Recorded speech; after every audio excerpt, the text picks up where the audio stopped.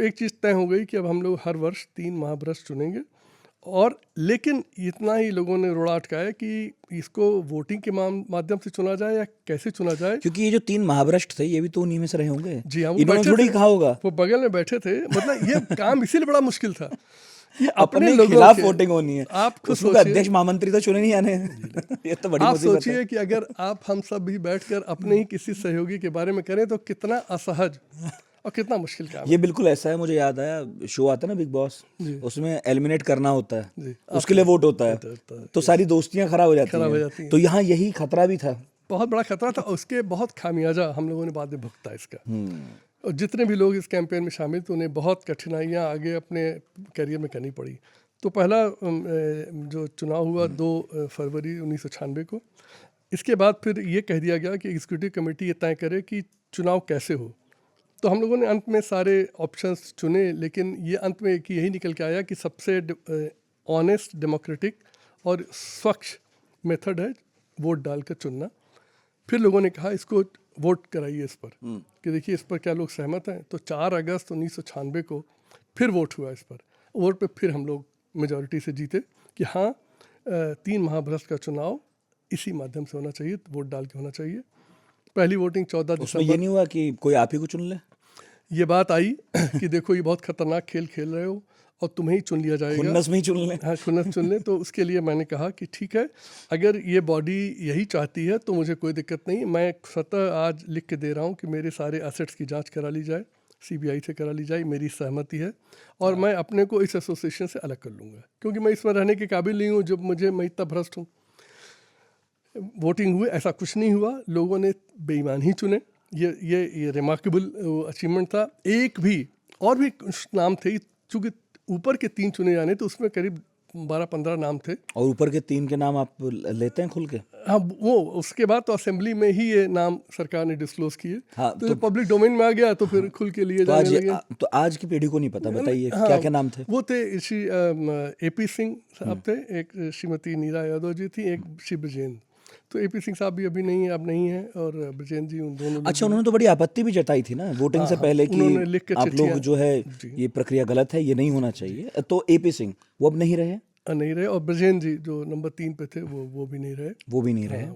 और नीरा यादव वही है, अगर मैं ठीक हूँ तो, जिनके विरुद्ध बड़ा विवाद हुआ अभी, नोएडा अथॉरिटी वाला मामला, ये सब सुप्रीम कोर्ट से सजा हो गई थी, उन्होंने सजा काट के अब शायद बाहर हैं।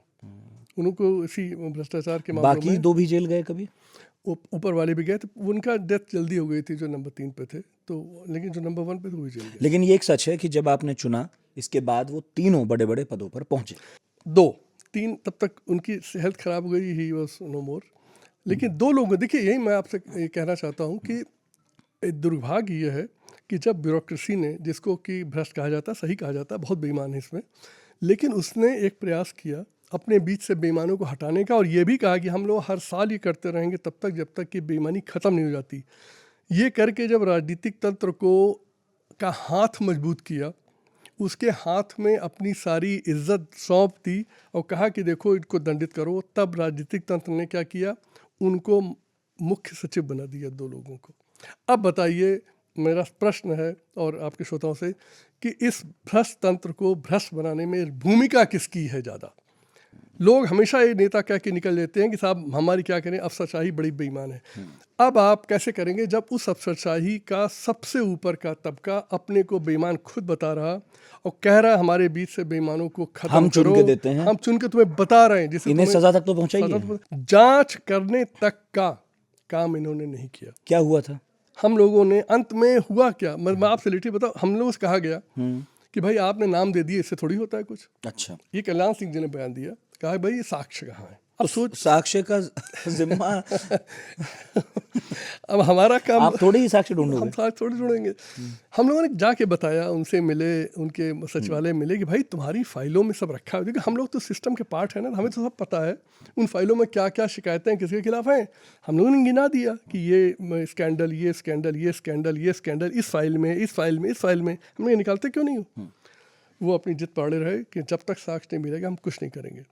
तो मरता क्या ना करता, हम लोग फिर लगे, 1 साल लगा, साक्ष्य इकट्ठे किए, इतना बंडल बना के, साक्ष्य बना कर, भी लेके गए। जी हाँ, और चिट्ठी बनी, चिट्ठी पे मेरा खुद स्वयं का दस्तखत है उस पर, और 3 लोगों ने उसमें दस्तखत किया, हम लोगों ने सबमिट किया। उसके बाद कुछ नहीं किया उन्होंने। अरे वो वाकया तो है जिसमें आपने बताया था कि हम मिलने गए तो उन्होंने कहा चिट्ठी आई नहीं। वो मुख्य सचिव जी के यहाँ ऐसा हुआ कि हम लोगों ने जब इलेक्शन हो गया, 3 लोग चुन लिए गए, तो चिट्ठी हम लोगों ने अंकित किया नाम कि साहब देखिए हमारे एसोसिएशन की मीटिंग में वोटिंग हुई, ये 3 महाभ्रष्टों के नाम ये हैं, इनके खिलाफ कार्रवाई करिए। ये चिट्ठी टाइप होके दस्तखत करके सचिव ने, उस समय सचिव थे श्री एस आर लाखा, दस्तखत करके मैं और लाखा खुद स्वयं गए मुख्य सचिव के कार्यालय में और उसको दस्तखत, बाकायदा दस्तखत रिसीव कराई। 4 महीना बीत गया, कुछ हुआ ही नहीं। तो हम लोग कहा भाई क्या मजाक है, मतलब सोचिए कि देश की सबसे बड़ी सेवा उसके सब लोग इकट्ठा होकर कह रहे हैं, और सरकार क्या मतलब मुख्यमंत्री और पार्टी उसकी कैबिनेट कोई असर ही नहीं पड़ रहा। आपके साथ तो वैसा हो गया जैसा रोज आम लोगों के साथ होता है। जी हाँ, देखिए सिस्टम वही है। आपने अगर सही काम की बात की तो आप चाहे कोई भी हो, आपके साथ यही बर्ताव होगा। मुख्य सचिव के पास हम लोग गए, पूरा डेलीगेशन लेकर 10-12 लोग गए। उन्होंने कहा साहब कुछ हुआ ही नहीं, आप भी तो उस मीटिंग में बैठे थे, क्योंकि वो भी मेंबर थे, वो खुद आईएएस थे। खुद आईएएस सामने बैठे थे जब हम लोग भाषण दे रहे थे, बात कर रहे थे, वोटिंग कर रहे थे। तो उन्होंने कहा भाई चिट्ठी कहाँ है, तो हमने चिट्ठी रख के दे दिया। तो उन्होंने कहा ये चिट्ठी तो हमें मिली नहीं कभी। तो हमने कहा आपके पास कौन चिट्ठी, उन्होंने एक चिट्ठी और रख दी जिसमें कोई नाम ही नहीं था, ऐसी भी कोई चिट्ठी थी, उन्होंने दिखा दी। तो हमने कहा साहब हम तो चिट्ठी स्वयं आपके दफ्तर में दे के गए, हमने और सचिव ने कहा।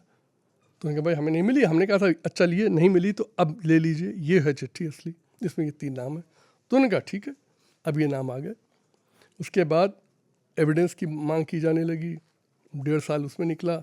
जब हम लोगों ने सारे साक्ष्य दे दिए तो उस पर एक ऐसी कमेटी बनाई गई कि मजबूरी हो गई इनकी, अखबारों में खूब छपता था, कमेटी बनाई जिसमें कभी वो कमेटी मिली ही नहीं और उसमें कुछ भी नहीं हुआ।